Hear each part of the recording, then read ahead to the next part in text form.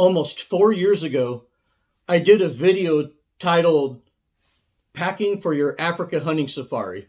In essence, this video was a long overdue second part to that video.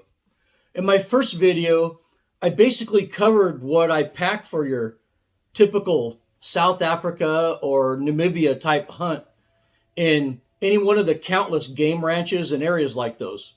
South Africa hunting in particular almost always involves hunting on some kind of high-fenced property with luxurious modern lodging, and getting to these lodges is easily accomplished on a nice paved road, or as they call them in Africa, tar roads. And to be totally honest with you, hunting in South Africa is exactly the same as hunting in most of Texas. You basically pick the list of animals that you want to hunt, and you normally get those animals. Then most people take a break from the hunting and do other activities while they're there. But basically, with those types of hunts, the hunting is pretty easy, travel is easy, accommodations are first class, and comfort is basically the goal. A place like South Africa provides many sightseeing and tourist-related activities pretty close to your hunting area. So you'll probably be doing more than just hunting on your typical South African vacation. The ease of logistics and simple travel arrangements allows the hunter to bring lots of luxury items on your trip. So that first video was for the new Africa hunter, basically packing for a safari like that. In contrast, this video is about preparing for just the opposite of that. This video is about preparing to hunt in one of the truly wild areas of Africa with no fences, no ranches, no towns, hospitals, no electricity, and no paved roads. Areas that are almost too inhospitable for even native Africans to live in. The logistics of getting into these type of places is often pretty complex and usually requires light aircraft. In some places might require a combination of light aircraft, a boat, and a 4x4 just to get to your hunting area. This requires a completely different mentality when it comes to packing and preparation for the hunt. In this video, I'll take you along with me as I prepare for such a buffalo hunt.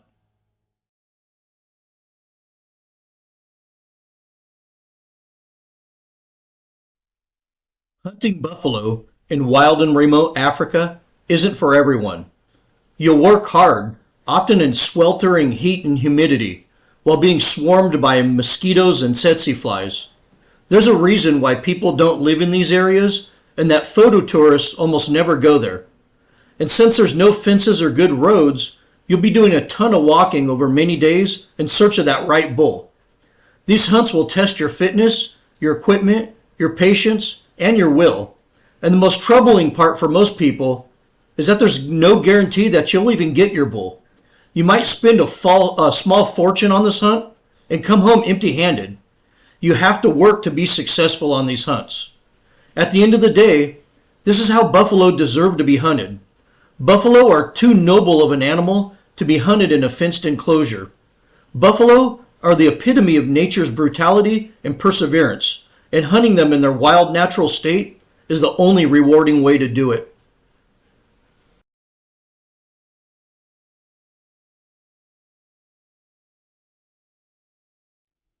And just so you know right off the bat, I'm not going to discuss calibers and cartridges in this video.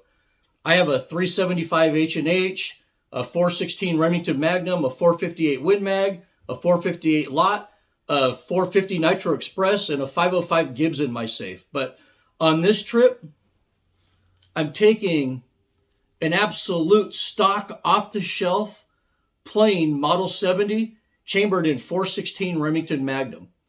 Because of the weight restrictions on light aircraft, I'm only going to take one gun on this hunt.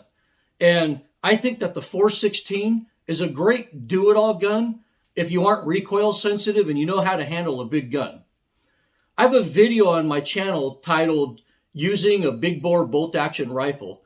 And that video has just tons of information on using a gun suitable for buffalo. So to avoid redundancy, I'll keep that information out of this particular video. preparation pretty much starts with your ammo. The bullet is the only thing that physically contacts the buffalo, and it's what's ultimately responsible for its death. So bullet choice is very important. But knowing that, you also need to avoid the trap of overthinking it. It's easy to overcomplicate bullet choice. Always start the process of bullet selection by asking your PH what they prefer. PHs often contradict each other and give conflicting information when it comes to bullets. But look past that and understand that there's valid reasons for that. In some areas, you'll be hunting herd bulls only. In those types of areas, PHs really don't like bullets that overpenetrate and might wound other buffalo. So PHs in those areas really tend to not like Barnes bullets, and they prefer a softer lead core bullet like the Swift A-frame that won't do collateral damage, or at least it's less likely to do collateral damage. Other PHs almost exclusively hunt Dagaboys, which are single or small groups of old bulls that are pushed out of the herd or follow closely behind it. And these Dagaboys usually live in really thick, nasty brush. And in these areas, a lot of PHs really like a tougher bullet with better penetration, like the Barnes TSX. Some PHs might even want you to carry solids. So these are the reasons why you'll get conflicting advice on bullets and why you should always consult your PH before spending a fortune on ammo or bullets. They know what works for the type of hunt that you'll have.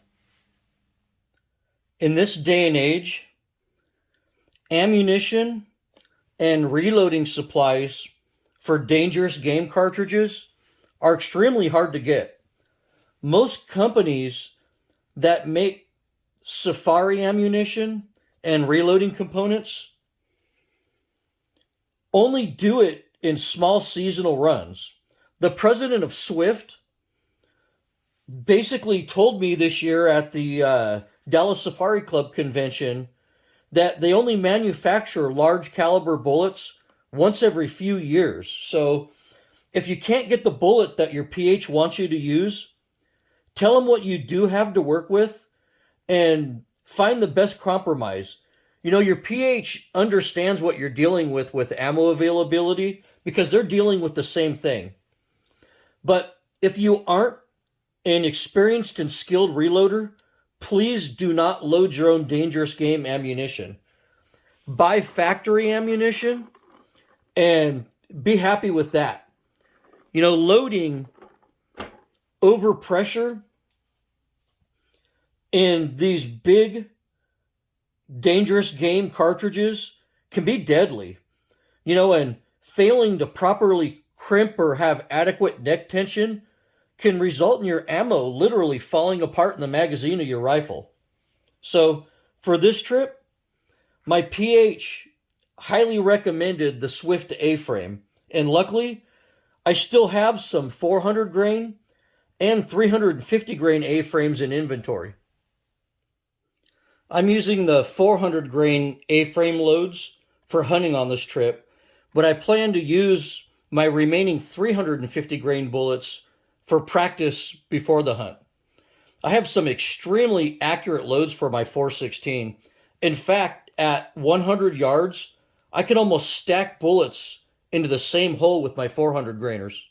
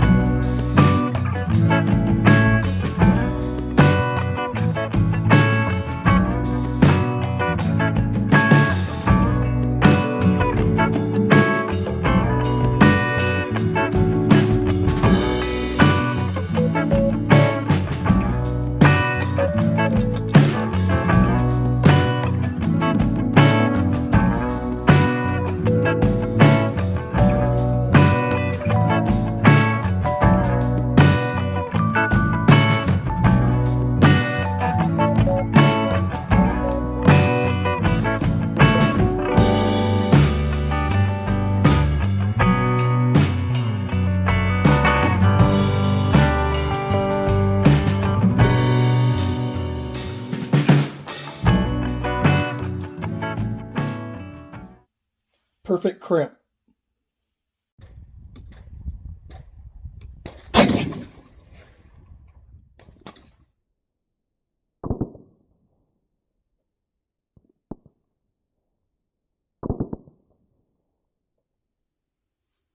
And lastly, you need to store and pack your ammo for the trip.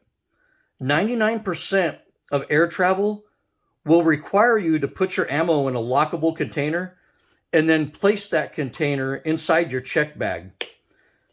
Also, most airlines have a 5 kilogram or 11-pound limit on how much ammunition you can take. And as you can see in here, this is 60 rounds of .416 Remington Magnum. And that weighs under 7 pounds. So that 11-pound limit, it's easy to stay under that 11-pound limit. The vast majority of travelers hunting in Africa use these little MTM Survivor dry boxes. You know, they're very lightweight. They seal out moisture really good because they have a rubber seal on the inside of the lid right here. See this rubber seal right here? And you know, they take TSA locks too, so it's a lockable case, which is what you want on there. And these can easily hold 60 rounds of big bore ammunition in containers of 20. And I'll put a link to these in the description below. But just be mindful that you cannot pack your ammo loosely, meaning you can't just dump cartridges in here and shut it. Your ammo must be either in factory ammo boxes or in aftermarket ammo cases like this. So this is how you'll be packing your ammunition for your Africa hunt.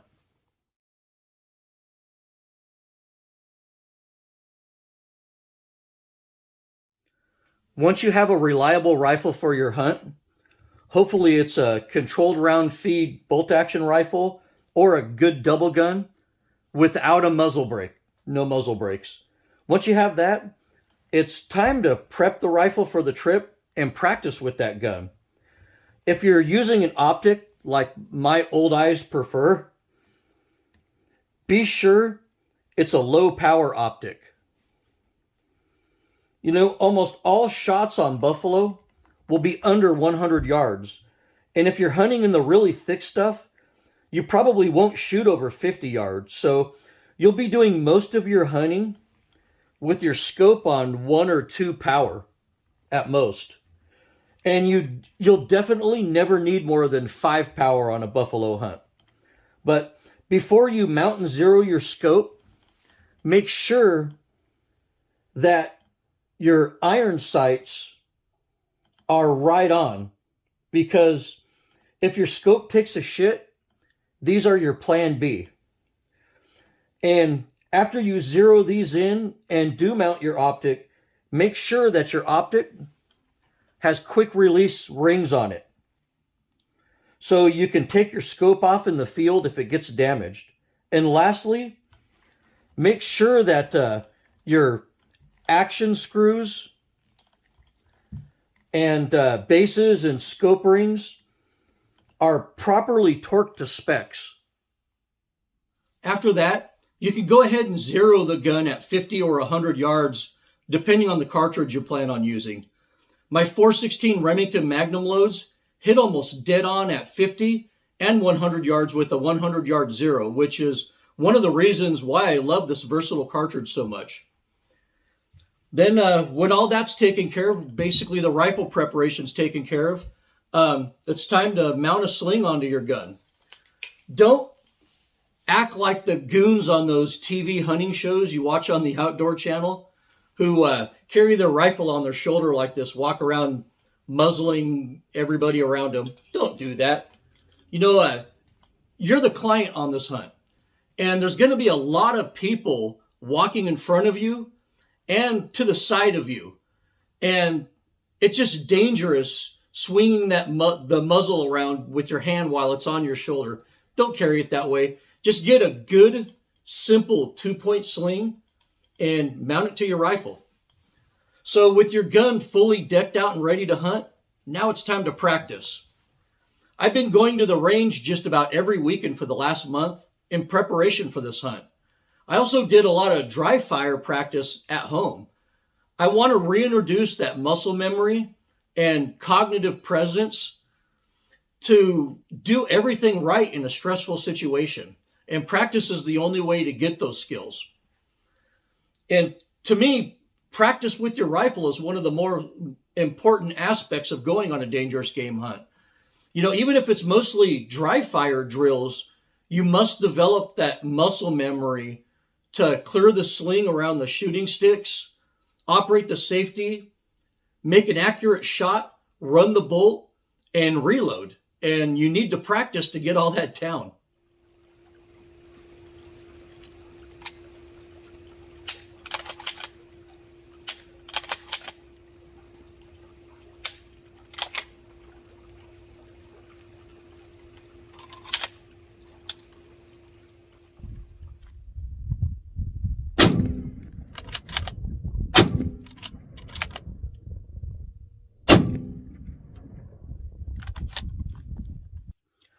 Then after everything's done, everything's properly zeroed, and I'm done practicing with my rifle right before the trip, I usually coat my rifle down with a light coat of Renaissance wax.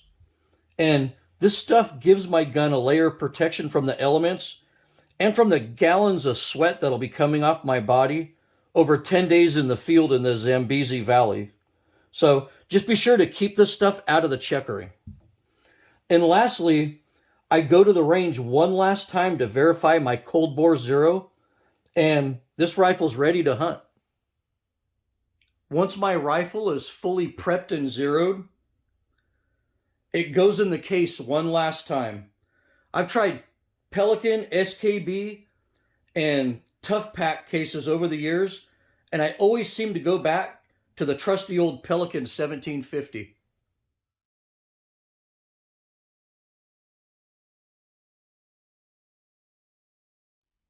I believe that with a hunting trip of this magnitude, a lot of people lack the physical and mental preparation for the hunt the most. This hunt doesn't take place on some South African game farm where you spend most of your day driving around on roads in the back of a vehicle looking for animals. This is a walking affair, often in tough terrain, and you need leg muscles and a reasonable amount of cardio to be successful on these types of hunts. My PH was very blunt with me up front before I even booked this hunt that I need to be in shape for this hunt.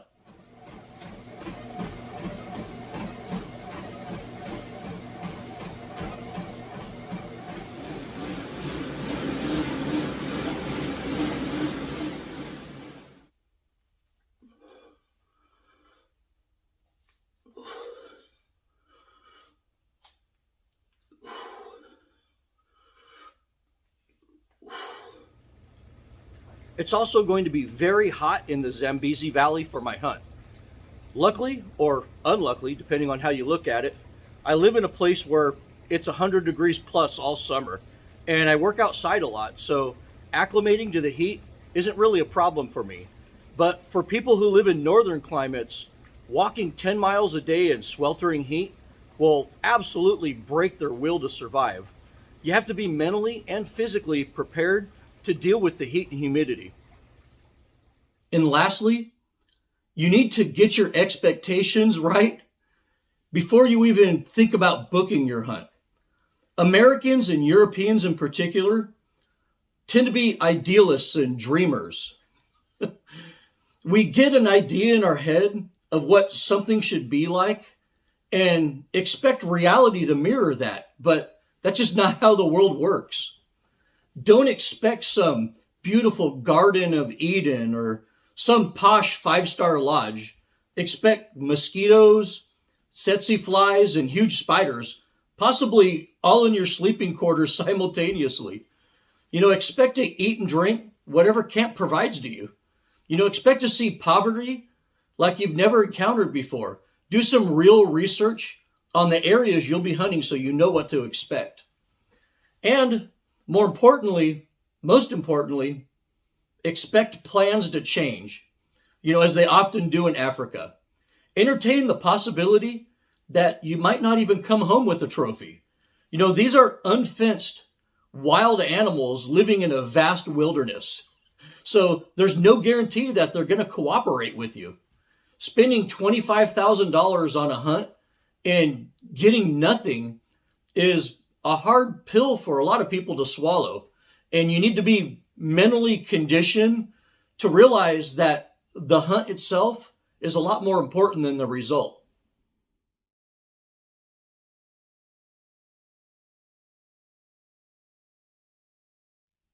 Hunting in Africa, and especially bringing your own rifles to Africa, means swimming through a sea of paperwork. And working your way through government bureaucracies when you're in Africa.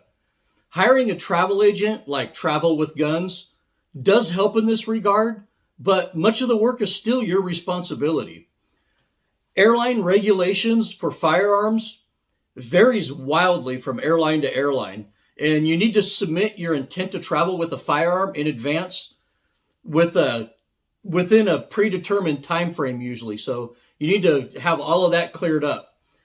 And most airlines even want you to submit copies of your Form 4457 and your letter of invitation from your PH. Then once you do arrive in your destination country, expect to deal with visas, gun permits, immigration forms, and now a bunch of COVID-related crap when you get there. Oh, and expect to pay fees. They love fees and taxes. In addition to this, I also keep digital copies of all of my paperwork on my phone. And I take this folder with me with original and duplicate paper copies of everything.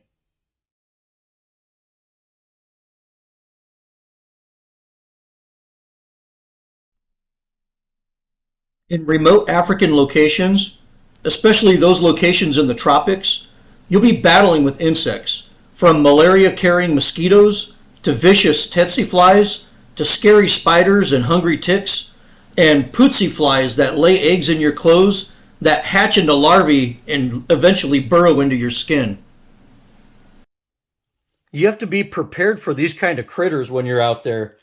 And I'm taking my malaria meds while I'm out there, and I prefer Melorone over anything else these days because I've had some pretty bad side effects from meds like Larium. So the Melorone works best for me for my malaria meds. But the best prevention is to keep bugs from biting you in the first place. And I always take lots of bug spray with me. I prefer picaridin these days because it won't damage my gear or melt stocks or burn the paint off the cruiser or ruin my fishing line like DEET will. And I think 100% DEET might work a little bit better, but I just like the benefits of using the picaridin better nowadays. Also, treating your clothes with permethrin goes a long way. A day before you pack everything, hang your clothes outside in a ventilated area, spray them down with permethrin, and let them air dry.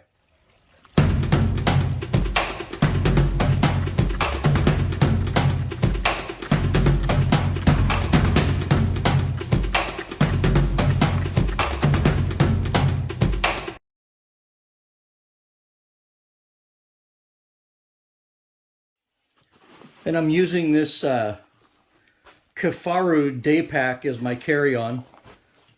I think it's about the perfect size for Africa right here. And since I'll be flying on a small Cessna into camp, I need to abide by strict light aircraft guidelines. And the charter company will not accept any hard-sided luggage for the exception of a flat gun case. So my carry-on needs to be a backpack or a duffel bag. And since I'll already be carrying a large duffel bag as my check bag and a gun case through the airport, a backpack makes more sense as a carry-on. And let me show you what I have inside my carry-on.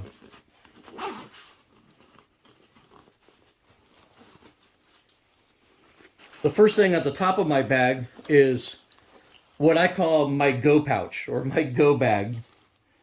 And our passports are in here. My malaria medication's in here. I have a spare mask, my earbuds to watch movies on flights, a keychain tool to open beers, spare cash. I have some first aid basics in here, charging cables, a flashlight. You know, just about everything is in here. And this thing goes with me everywhere. No matter where I go on the entire trip, this stays with me, whether I'm sitting in the seat on my flight or I'm out hunting in the bush. So that's, I guess, what I call my go bag. And then in this top pocket right here,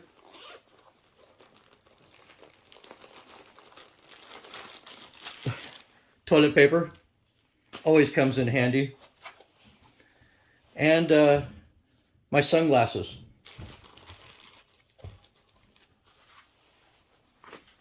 And then in this pocket right here,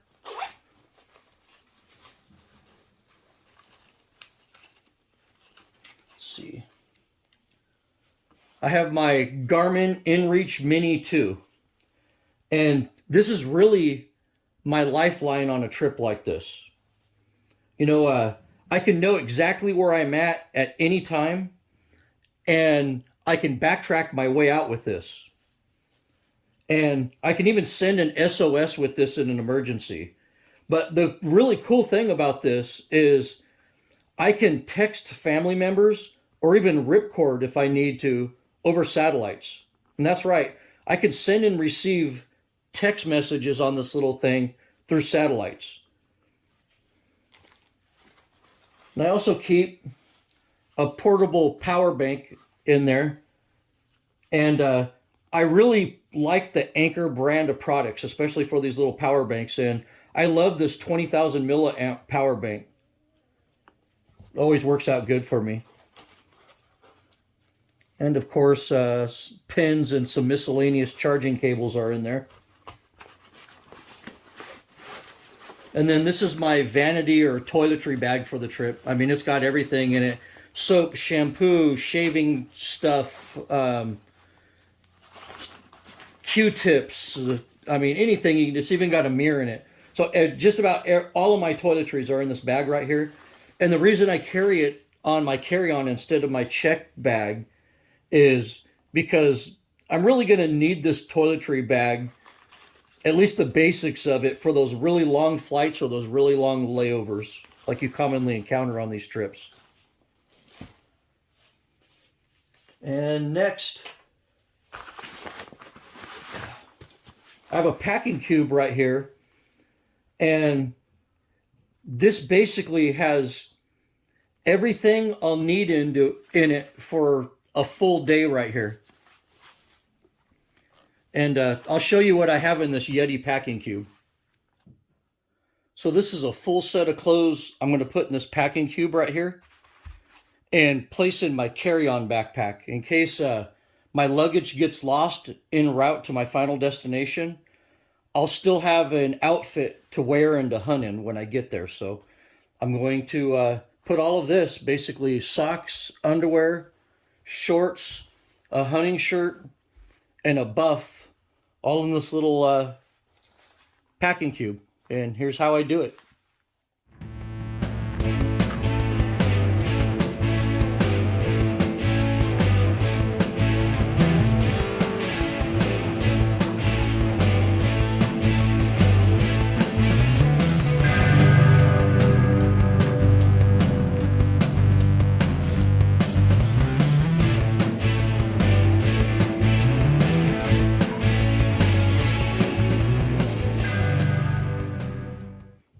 And you know what? I'm even going to add a t-shirt to sleep in here.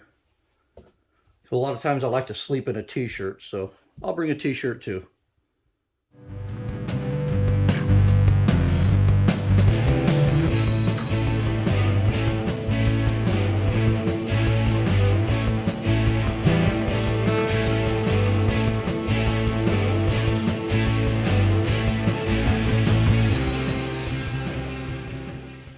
And And there you go. That's one full outfit in this little packing cube for my carry-on. And that's a button-up shirt, a pair of shorts, a pair of underwear, a pair of socks, a buff, and a t-shirt to sleep in. All in this little pouch right here. And of course I have my binoculars in here. And my camera to take pictures on the trip in here.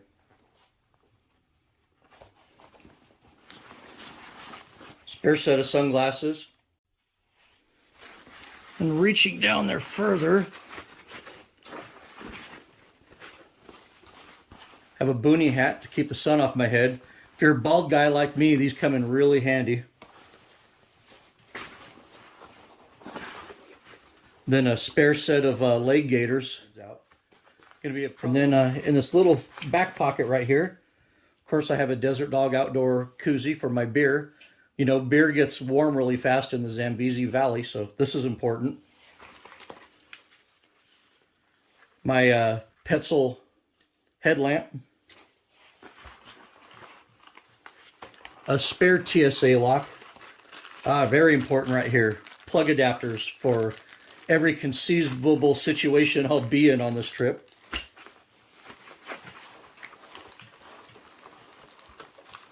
And spare AAA batteries for my headlamp and other accessories that take AAAs.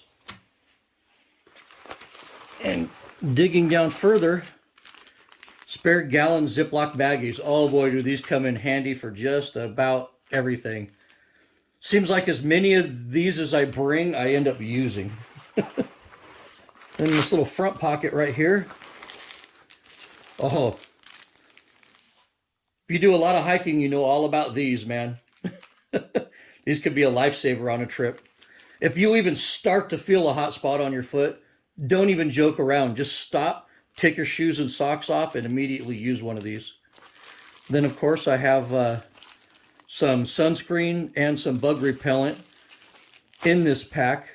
And, of course, I have more of this in my check bag, but that's what I carry in here. And that's pretty much it. That's what's in my carry-on.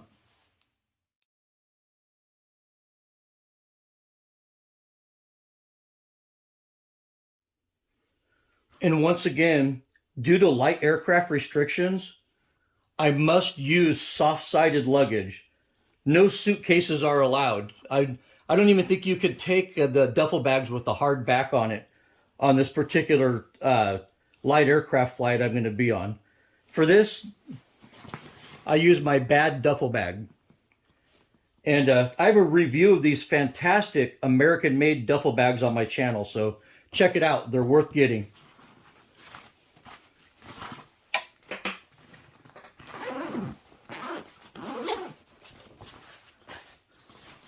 And as you could see in here, most of my stuff inside this duffel is organized into packing cubes. And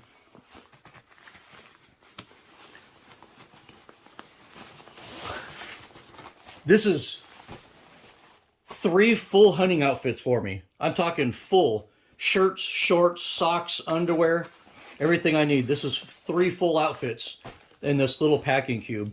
I'm not going to really show you how to pack these. There's lots of videos online about how to fold and roll clothes to fit into a packing cube, but they're worth having. Then this is Becca's packing cube. Once again, 3 full outfits in here. Let's see if I can get this open.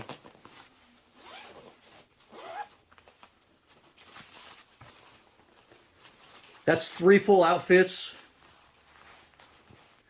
Pants, 3 sets of shorts, 3 sets of shirts, panties, socks, bras, everything in there. So that's all of our clothes right there in those 2 packing cubes right there. Let's get down here further. Oh, and this packing cube is 2 jackets and 2 raincoats for Becca and I. So that's jackets and raincoats in this little packing cube. In this packing cube right here, this is all sunscreen, insect repellent, and shampoo in plastic baggies. This right here is fishing equipment. See, spare line, steel leader for those tiger fish on the Zambezi. And of course I have 2 reels, a tackle box, spare line, pliers, everything for fishing in here. Then of course I have my ammunition, my 416 Remington Magnum. Your ammo does go into your check bag.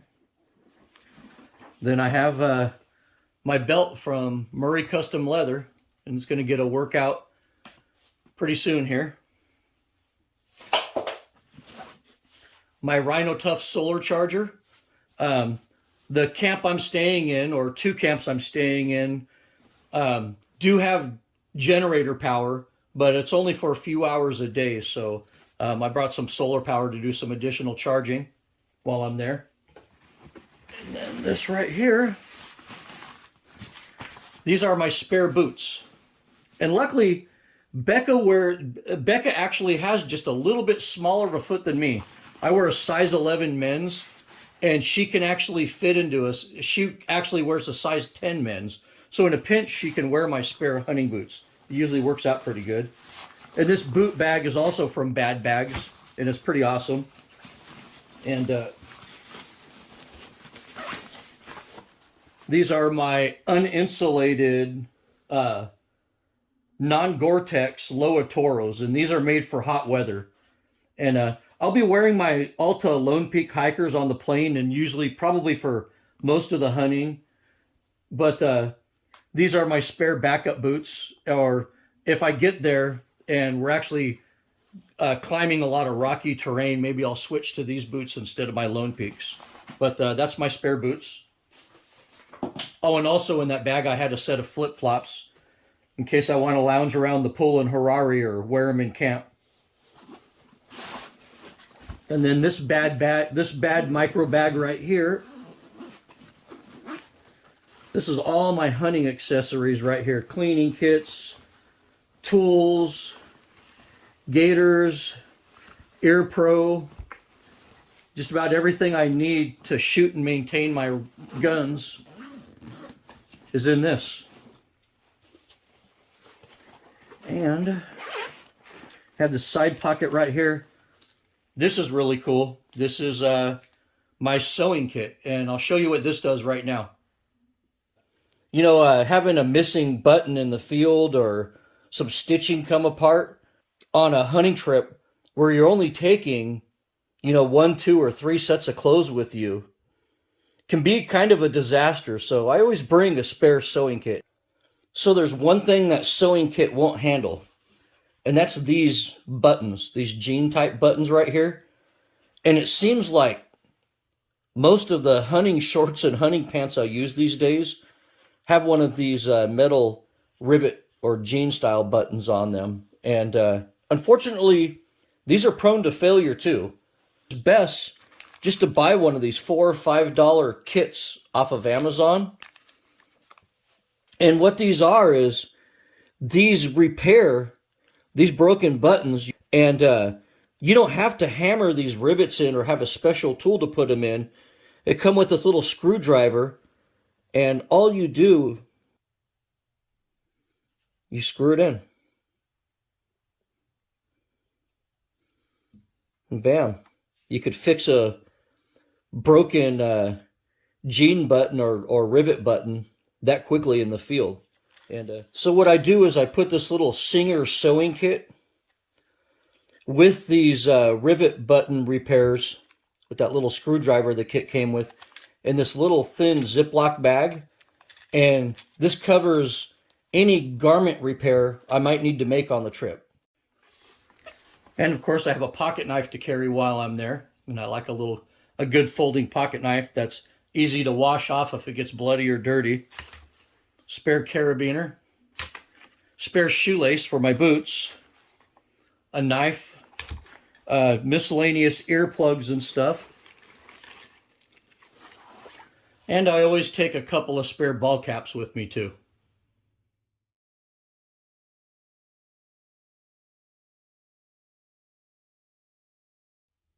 So I pretty much covered what I'm taking and how I prepared for my buffalo hunt this month. If you're hunting in South Africa or high fenced property close to civilization, watch my other video titled Packing for Africa. And don't be afraid to bring everything you want or anything that you think you'll need. But if you're hunting buffalo in one of Africa's truly wild and remote locations, this video probably made a lot of sense to you. You could follow my adventures by hitting me on Insta at Desert Dog Hunting. You can also email me with any questions or comments at desertdogoutdoors@gmail.com. Thank you for watching, and as always, good hunting.